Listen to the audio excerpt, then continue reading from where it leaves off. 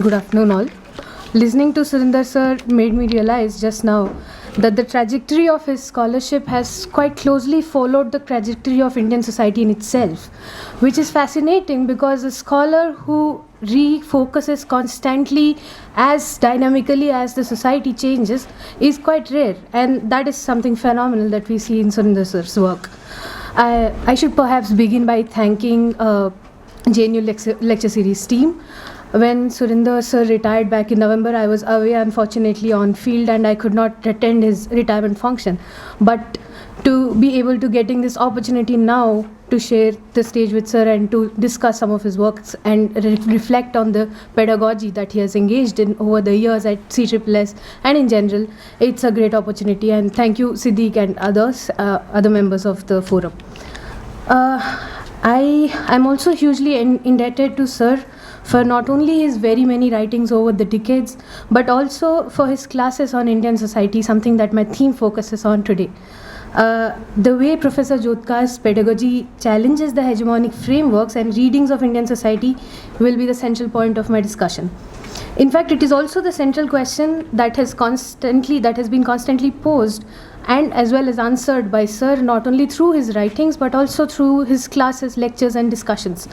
The question of how one understands Indian society and how one teaches Indian society to students in post-graduation in their in the first year of their PhD. How does one teach it since it's a complex phenomena in itself? And the course outline, when one glances at the course outline of the course Indian Society, it's quite visible that the course proceeds the logic of what Sir has been explaining to us just now. Sir taught this course at CSSS for decades and up until his retirement, and the course outline reveals the question of teaching Indian society finds an increasingly clearer and fuller answer with each passing section in the course outline itself.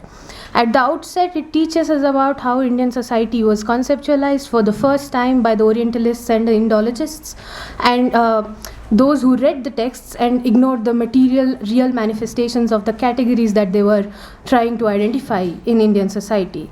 This initial thrust on an essentialist framing of Indian society, Sir argues in the class as well as in his writings, led to the formation of a hegemonic idea of Indian society itself as a static collective ridden only with caste, Hinduism as a religion and village. Even though, as Sir writes in a paper, even though 15% of the population in the 17th century India lived in urban centers, greater than the urban population of Europe at that time, Indian society was reduced to its villages as a static collective. Even with the advent of first generation sociologists, this hegemonic framing did not subside. The first generation sociologists identified themselves greatly with the nationalist self-imagination of Indian society without challenging some of the basic presuppositions of the Orientalist and Indological scholars. Even in instances when these presuppositions were challenged, they could not get away from the binary conceptualization that was dominant at that time. For instance, there was a movement from studying Indian society with the help of the category of village towards studying Indian society with the help of the category of the city, or understanding Indian society with the category of joint family towards nuclear family, or from the lens of religion towards secularization. I remember Sir emphasizing throughout the semester to be wary of this binary conceptualization, and that the only radical alternative that he proposed to us was to move to a higher level of abstraction, where we study Indian society not just through the pre-given categories of the Indologists, of the Orientalists, or of the first generation sociologists, but through ideal types, as Weber suggests, to understand village not as a category in itself but as a rural spatial formation, as a type of spatial formation. Sir makes a case for this by bringing in the sociological imagination proposed by C. Wright Mills, to think of a life histories as connected to the history of larger society. And this has helped us throughout the course and also after that in two ways. Firstly, we could think of ourselves as a part of this society as well as envision this society as a part of us. To understand this better, Sir uses an analogy. He asks us to think of socialization. This is crude, he also admits this, but then he explains further about this. He says to think of socialization like programming a computer, where the biological hardware gets a software from the environment in which we grow up.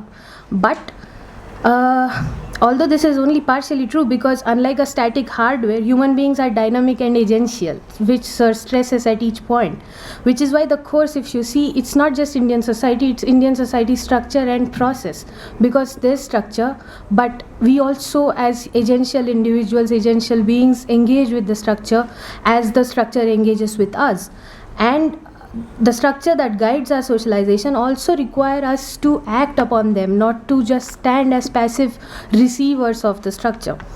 And sociological imagination necessitates us to ponder upon being as well as becoming, the two words that Sir constantly uses: structure and change, or structure and process, as the course outline suggests. Secondly, Sir's way of teaching made us think beyond the binaries of village, city, religion, secularization, caste, modernization, etc., and more in terms of ideal types as suggested by Weber of these. For instance, Sir asks us to think of village not as a category in itself, but as a spatial formation, like I mentioned. To teach this complex of a phenomena is an enormous task. I believe Sir has paved a way for future sociologists who will look up to this course as a critical pedagogical intervention in teaching about Indian society. This Sir has a beautiful way of making this complexity apparent, because I remember the very first assignment that we were asked by Sir to write was about what we think a layperson thinks about Indian society, and what makes India a society, and what do we think is distinct about it. And now this is a very deceptive question, because at the face of it, it seemed quite like intuitive. Like, yeah, of course, we are students of sociology, so we'll be quite, it will be quite easy for us to write about Indian society, or what the commonsensical understandings of it are, or how, what makes it distinct. But the more we thought about it, the more we started writing about it as a class, we came to this realization that this is extremely difficult as an exercise. And then the answer to this question only became clear at the end, only became like completely apparent to us when the course ended. Although this was the first assignment, because it took us several months to understand the construction of Indian society has been done in a hegemonic way, and then there is a need for us to break away from it, break away from the pre-given categories, from the presuppositions that already exist, and do something radical, which Sir always advocated for. The classroom lectures were not like they were dialogical, because of course there was a lecture for the first part of it, but then the second part was always followed by a discussion, no matter how long the lecture has gone or how short it has been. Regardless of what the lecture is about, how long it has gone, there has always been discussion that followed lectures. I think this is a critical point that many people would not find in their classrooms, simply probably because of time constraints or because of not encouraging discussions by teachers. But Sir did this fantastically every day, and because those discussions made sure that we read, not just heard Sir, listened to what he was teaching, but we also came prepared for the lecture that he was about to deliver, and then reflect upon what has been taught. The readings that were recommended to us were also such that they had a meta dialogue among themselves. Like sometimes there were polemics going on among those readings. I remember readings on religion that were two readings, one by Romila Thapar that argues point A, and then a reading by David Lorenzo that argues point completely that's different from what Romila Thapar is arguing. Although we are forced to study about religion as master students, we could not understand it back then, but then those profound debates that were there in the course outline that shaped our understanding as students after masters, as PhD students after masters. And this exercise not only exposed us to multiple perspectives, but also made it easier for us to make connections. I mean, I can go on about the class lectures, and I can talk about pedagogy, different pedagogical interventions of Sir, but I think I've exhausted my time, and I'd just like to end with an anecdote. To summarize the length and breadth of Surinder sir's scholarship, I remember one of us going to Sir. Sir had asked us to write a term paper by taking two variables that we see in Indian society and then trying to relate them with each other and trying to understand their consequences in Indian society. So one of our friends went up to Sir and said, I have chosen to write about caste and village, and I have tried to find out readings, and I found this book review that you did of a book back in 2000, and it was great, but I could not find the PDF copy of it. Can you please give it to me? Sir looked perplexed and he said, मैं भूल रहा हूँ, I'm forgetting it, but I'll give it to you once I find it. That is the vastness of Sir's scholarship, that sometimes even he kind of forgets the amount of literature that he has produced. So thank you. Thank you, sir.